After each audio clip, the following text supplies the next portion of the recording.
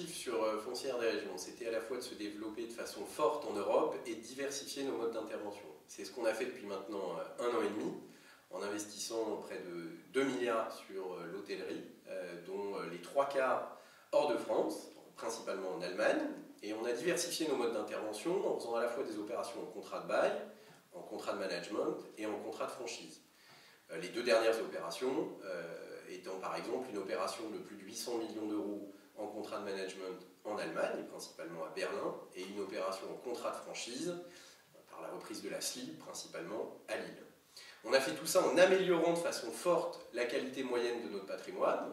En effet, on a vendu des actifs situés dans des villes secondaires avec des croissances économiques faibles, et on a réinvesti cet argent de façon forte dans des villes comme Berlin, qui ont une vraie croissance et un vrai dynamisme, et sur lequel on croit beaucoup sur le long terme.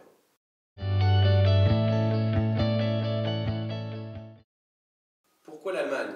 Les fondamentaux sont bons. On a aujourd'hui une croissance des flux touristiques de 3 à 5% par an. Ça porte la croissance des RevPAR. Si vous regardez sur les 5 dernières années, les RevPAR sont en progression. Et nous, on anticipe sur Foncière des Régions que ça va continuer dans les prochaines années. On a aujourd'hui des dépenses moyennes par voyageur qui sont très importantes en Allemagne. On est par exemple autour des 1 300 € par touriste en Allemagne, quand on est plus proche des 600 € en France. Et parallèlement à ça, on a une vraie anomalie, en ce sens que les prix moyens de 4-5 étoiles, par exemple, sont très bas. On est entre 100 et 200 € quand on est supérieur à 300 €, que ce soit à Paris, à Madrid ou à Londres. Donc on pense que sur le long terme, les grandes villes allemandes sont des destinations porteuses, et c'est pour ça qu'on a fait le choix sur Foncière des Régions d'y investir massivement. En Allemagne, il y a moins de compétition, et on a du coup des multiples qui sont différents.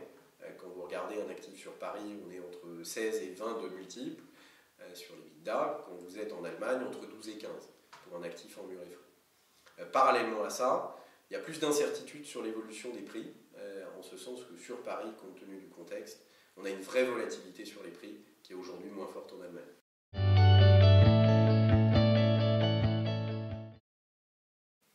Aujourd'hui, on peut dire que dans le groupe Foncière des Régions, notre principal capital, c'est la confiance que nos actionnaires nous font. En ce sens qu'on a, grâce à eux, pu réaliser toutes ces opérations. La dernière, l'opération en Allemagne, va nécessiter une augmentation de capital de 400 millions d'euros. Et ils nous ont tous suivis sur FDM Management, ce qui a permis la réalisation de cette opération.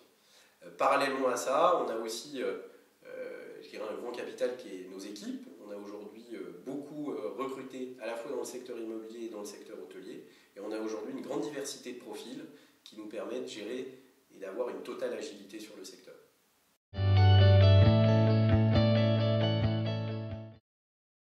Écoutez, aujourd'hui on a effectivement beaucoup d'agilité sur le secteur parce qu'on est capable de faire des contrats de bail, des contrats de management, des contrats de franchise, de la location-gérance.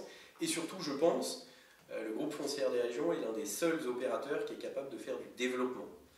Et ça nous donne une vraie force et une vraie capacité à se différencier. Après, quels sont nos modes de gestion privilégiés? Je dirais que ça dépend des partenaires avec qui on travaille. Aujourd'hui, on travaille avec plus de 25 marques dans 6 pays. Et je dirais qu'on s'adapte. C'est la grande force du groupe Foncière des Régions, c'est de s'adapter aux problématiques de ces opérateurs partenaires et d'être capable de les accompagner dans leur développement, dans le contrat qu'ils privilégient.